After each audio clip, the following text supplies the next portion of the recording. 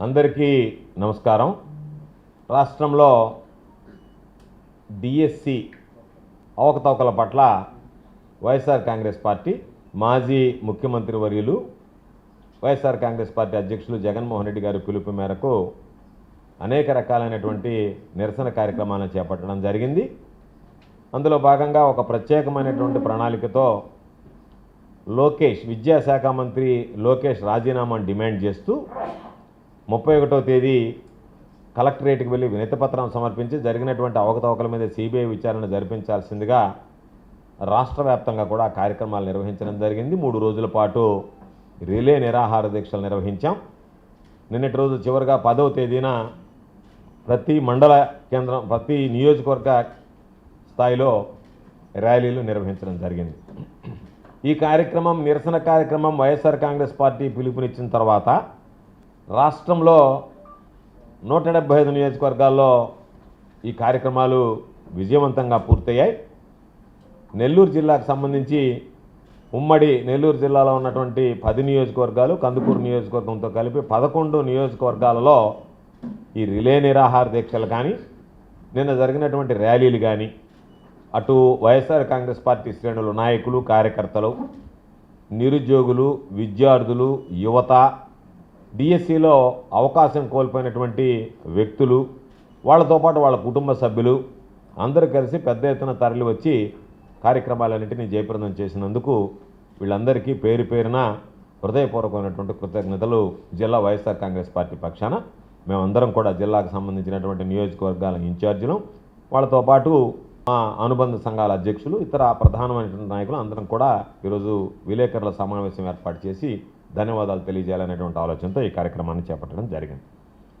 అయితే ఏ రోజైతే డిఎస్సికి సంబంధించి వైఎస్ఆర్ కాంగ్రెస్ పార్టీ పోరాటం ప్రారంభించిందో దాని మీద సంపూర్ణమైనటువంటి అవగాహనతో ఈ జిల్లాకు సంబంధించి ఉపాధ్యాయ నియోజకవర్గాలకు సంబంధించి శాసనమండలి సభ్యులుగా ఉన్నటువంటి చంద్రశేఖర్ రెడ్డి గారు వివరాలు సేకరించి మాట్లాడడం మొదలుపెట్టాడో ఆ రోజు నుంచే ప్రభుత్వం గొంతునెక్కేటువంటి ప్రయత్నం ప్రారంభించింది. ఆయన విద్యా సంస్థల మీద దాడులు చేయడం, పరామర్శించడానికి వచ్చినటువంటి వాళ్ళ మీద ఎమ్మెల్సీలతో సహా కేసులు పెట్టడం, ఒకే రోజు 2-3 కేసులు బనాయించడం, రకరకాలుగా ఇబ్బందులకు గురి చేయడం, అయినా కూడా ఎక్కడా దాని గురించి అదరకుండా బెదరకుండా ఏది ఏమైనా సరే డిఎస్సిలో అవకతవకలు జరిగాయి, దాని మీద వైఎస్ఆర్ కాంగ్రెస్ పార్టీ పోరాటం చేయాల్సిందనేటువంటి ఆలోచనతో వైఎస్ఆర్ కాంగ్రెస్ పార్టీ పోరాటాన్ని రోజు రోజుకి ఉధృతం చేయడం జరిగింది. దానిలో ప్రధానంగా 2 అంశాలు పెట్టాం. లోకేష్ రాజీనామా చేయాలి, అదే డిఎస్సికి సంబంధించినటువంటి అవకతవకల మీద సిబిఐ విచారణ జరిపించాలి అనేటువంటి 2 ప్రధానమైనటువంటి కారణాలతో వైఎస్ఆర్ కాంగ్రెస్ పార్టీ ఈరోజు ఆ నిరసన కార్యక్రమాలకి పిలుపునివ్వడం, నిరసన కార్యక్రమాలు చేపట్టడం జరిగింది.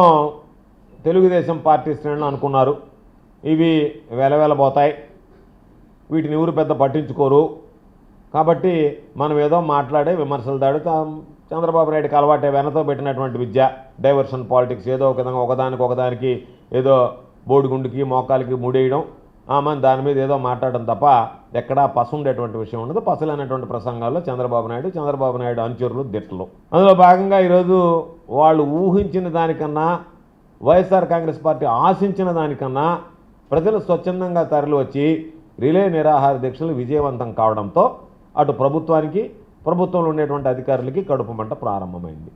దాంతో అప్పటికప్పుడు పోలీసుల్ని ఉసిగొల్పి నిన్న మేము శాంతియుతంగా చేపట్టినటువంటి జిల్లా ఎస్పీ గారికి నెల్లూరు జిల్లాకు సంబంధించి వారం రోజుల ముందే, ఈరోజు ఉమ్మడి జిల్లాల్లో ఉంది కాబట్టి నెల్లూరు జిల్లా, పాత ఉమ్మడి నెల్లూరు జిల్లా ఈరోజు కొత్తగా విభజించినటువంటి జిల్లాల్లో ఉంది కాబట్టి, నెల్లూరు పార్లమెంట్లో కందుకూరు కూడా ఉంది కాబట్టి, అటు నెల్లూరు ఎస్పీ గారికి, తిరుపతి ఎస్పీ గారికి, ఒంగోలు ఎస్పీ గారికి ఎక్కడి నుంచి మేము ఏ విధంగా దానికి సంబంధించి ఆ షెడ్యూల్ ఏ విధంగా ఉంటుంది, ఎక్కడ ప్రారంభిస్తాం, ఎక్కడి వరకు ర్యాలీని కొనసాగిస్తాం అనేటువంటి అన్ని వివరాలను కూడా సమర్పించడం జరిగింది. మాకేం సమాధానం చెప్పలేదు, కానీ హఠాత్తుగా ర్యాలీలకు ప్రభుత్వం నుంచి అనుమతి లేదు అని చెప్పి మాట్లాడారంటే మాకు అర్థమైపోయింది ఈ ప్రభుత్వం ఈ డిఎస్సి మీద జరిగినటువంటి అవకతవకలతో ప్రజల్లో పెద్ద ఎత్తున చర్చ ప్రారంభమైంది కాబట్టి వీళ్ళు భయపడిపోయారు అనేటువంటి మాట అర్థమైపోయింది. నిన్న మేము అనుకున్నట్టుగానే డిఎస్పీ స్థాయి అధికారులను పెట్టి పోలీసులను పురమాయించి ఎక్కడికక్కడ మమ్మల్ని అడ్డుకునేటువంటి ప్రయత్నం చేసి వైఎస్ఆర్ కాంగ్రెస్ పార్టీకి సంబంధించినటువంటి నాయకుల మీద, కార్యకర్తల మీద దాడులు చేశారు, దౌర్జన్యాలు చేశారు, నెట్టి వేశారు, వాళ్ళ బట్టలు చించి వేశారు, వాళ్ళ కాలర్లు పట్టుకుని లాగారు, తాళ్ళు అడ్డం కట్టి వాహనాలు అడ్డం పెట్టి రకరకాలైనటువంటి అవమానాలకు గురి చేశారు, అక్కడ ఉన్నటువంటి ఫ్లెక్సీలు చించి పారేశారు. ఎన్ని రకాలైనటువంటి వేధింపులకు మీరు గురి చేయడానికి ప్రయత్నం చేసినా చెక్కు చెదరనటువంటి ఆత్మవిశ్వాసంతో వైఎస్ఆర్ కాంగ్రెస్ పార్టీ శ్రేణులు నిన్న పూర్తి స్థాయిలో ర్యాలీ నిర్వహించాయి అంటే ఇది వైఎస్ఆర్ కాంగ్రెస్ పార్టీ ఘన విజయంగా భావిస్తున్నాం. తెలుగుదేశం ప్రభుత్వం మీద, కూటమి ప్రభుత్వం మీద ప్రజలకు ఉన్నటువంటి వ్యతిరేకతకి ఇది నిదర్శనం అని చెప్పి ప్రజల్లో కూడా ఈరోజు చర్చ ప్రారంభమైనటువంటి. ఈరోజు మేము అడుగుతున్నాం, జిల్లా ఎస్పీ గారిని అడుగుతున్నాం, కలెక్టర్ గారిని అడుగుతున్నాం, పోలీసు వ్యవస్థను అడుగుతున్నాం. మేము ఒక 15-20 నిమిషాలు ర్యాలీ చేయడానికి మీరు అభ్యంతరాలు చెప్తే నెల్లూరు ఎవడు బాబు సొత్తని నెల్లూరులో మీరు పొద్దుటి నుంచి సాయంత్రం దాకా విఆర్ కాలేజీకి సంబంధించినటువంటి రోడ్డు బ్లాక్ చేశారు. ఎవరు మీకు రోడ్డు బ్లాక్ చేయడానికి అనుమతి ఇచ్చారు? ఎవరు అనుమతిస్తే నారాయణ సైకిళ్ళ పంపిణీకి సంబంధించినటువంటి దాంట్లో మీరు రోడ్డు ఇష్ట ప్రకారం బ్లాక్ చేశారు అంటే ఒక మంత్రిగా ఉన్నటువంటి వ్యక్తి బాధ్యతను విస్మరించి నెల్లూరు నగరవాసులందరినీ ట్రాఫిక్కి సంబంధించినటువంటి ఇబ్బందులు గురి చేస్తుంటే ఆయనకు మాత్రం మీరు ఆయన కోరినటువంటి విధంగా, ఆయన చెప్పినటువంటి విధంగా మొత్తం రోడ్డు బ్లాక్ చేసి నానా కష్టాలు పడ్డారు ఉదయం నుంచి సాయంకాలం దాకా నెల్లూరు నగర ప్రజలు. మేము ఒక అరగంట ర్యాలీ చేసుకుంటాం, ఒక దగ్గర నిలబడము, ఒక దగ్గర నుంచి కదులుతూ వెళ్తాం, ట్రాఫిక్ ఏదైనా ఉన్నా మా వెనకనే వచ్చేస్తుంది అని చెప్పి మేము హడావిడిగా ముగిస్తామన్నా లేదు మీరు చేయడానికి లేదు అని మా మీద పూర్తి చేసిన తర్వాత ఈరోజు మరలా మా అందరి మీద కేసులు నమోదు చేశారు. మీరు ఎస్పీ గారు చెప్పాల్సింది నారాయణ మీద ఏం కేసు నమోదు చేశారు, నారాయణ మాటలు విని ఆ రోజు ట్రాఫిక్ ఆపినటువంటి పోలీసుల మీద ఏం కేసు నమోదు చేశారు అది చెప్తే దానికి కారకులైనటువంటి వాళ్ళ మీద కూడా మీరు కేసు నమోదు చేస్తే మా మీద నమోదు చేసినా కూడా ఇబ్బంది ఉండేది కాదు. మీరు ఏ విధంగా అంటున్నారు, పోలీసు వ్యవస్థ ఏ విధంగా తయారైంది? మేము ఉండేది అధికార పార్టీకి కొమ్ము గాయడానికి, ప్రతిపక్షాలకు సంబంధించి మీరు ఏ కార్యక్రమం చేసినా మేము అడ్డుకుంటాం, మేము కేసులు పెడతాం. నిన్న మీ విషయం అర్థమైపోయింది, పోలీసులు లెక్క చేసేటువంటి పరిస్థితుల్లో లేరు. నేను అనేక సందర్భాల్లో ఇదే వేదికగా చెప్పా, మీరు ఇదే రకమైనటువంటి పందాన్ని కొనసాగిస్తే ప్రజల్లో పోలీసు వ్యవస్థ పట్ల నమ్మకం కోల్పోతే, పోలీస్ స్టేషన్లకు పోతే నమ్మకం మనకు న్యాయం జరగదనేటువంటిది వాళ్ళ ఆ విశ్వాసం ఏర్పడితే పోలీస్ స్టేషన్లు వృధా అవుతాయి, ఈ రాష్ట్రంలో శాంతి భద్రతలకు సంబంధించి విఘాతం కలుగుతుంది అని చెప్పడం జరిగింది. ఈరోజు మీరు అదే పాటిస్తున్నారు. ఎక్కడైనా పారదర్శకంగా వ్యవహరించకుండా పక్షపాతంగా వ్యవహరిస్తే జరిగేటువంటి పరిణామాలు ఏ విధంగా ఉంటాయంటే మీ ఆదేశాలు బేఖాతరు చేస్తారు, మిమ్మల్ని లెక్క చేయరు. పోలీసు వ్యవస్థ పక్షపాత దూరంతో వ్యవహరిస్తుంది అనేటువంటి ఆలోచన కలిగిన తర్వాత మిమ్మల్ని ఎవరిని కూడా పట్టించుకునేటువంటి పరిస్థితి ఉండదు. కాబట్టి ఈరోజు మీరేం చేస్తున్నారు, మేము ధర్నాలు చేస్తే ఆపుతారా? మా తరఫున డిఎస్సీ అభ్యర్థులు వచ్చి వాళ్ళు రిలే నిరాహార దృష్టిలో కూర్చుంటే వాళ్ళ మీద డ్రోన్ కెమెరాలు ఎగరేసి వాళ్ళ మీద ఎటువంటి చర్యలు తీసుకోవాలని చెప్పి మాట్లాడతారా? మరో ప్రక్క ఎవరైతే డిఎస్సీలో ఉద్యోగాలు పొందారో వాళ్ళని పిలిచి మీరందరూ పోటీగా ర్యాలీలు చేయకపోతే మీ ఉద్యోగాలు ఊడిపోయేటువంటి ప్రమాదం ఉంది, వాళ్ళు కనుక ఉద్యమం తీవ్రం చేస్తే మరలా పరీక్షలు జరపాల్సినటువంటి పరిస్థితి ఏర్పడుతుందని కొంతమంది చేత వాళ్ళని రెచ్చగొట్టించి ప్రభుత్వం వాళ్ళని బెదిరించి బ్లాక్మెయిల్ చేసి మాతో పోటీగా వాళ్ళ చేత మీరు చేయించారు. అవి వెలవెల పోయాయి.